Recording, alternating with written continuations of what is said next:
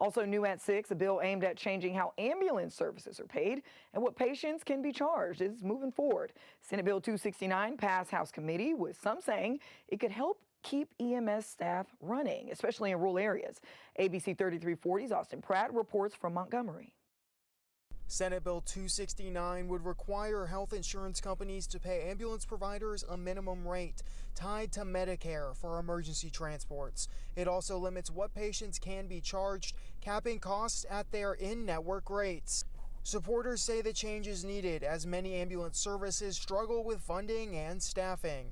The shortage of EMS personnel, the competitive wages that we need to pay in order to keep these personnel working for us. EMS personnel have been grossly underpaid for years due to a lack of reimbursement. Alabama has some of the lowest reimbursement in the country.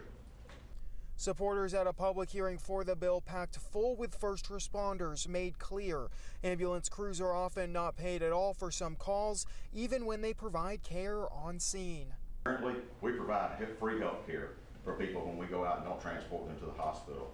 However, some addressed the committee with concerns about how the new payment structure would work.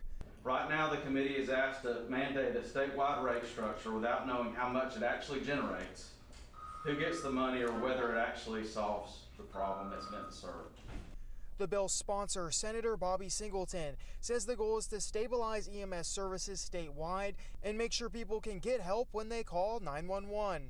We're going to put everybody back in this bill because all of you have constituents that are, or members that uses ambulance service, whether it's rural, urban, or whatever. And we want to make sure that we have a good 911 service that when you call it, that you can get an ambulance. The bill now heads to the full House for consideration. If approved, the changes would take effect in 2026, with lawmakers set to review the impact before the law is scheduled to sunset or expire in 2029. In Montgomery, Austin Pratt, ABC 3340 News.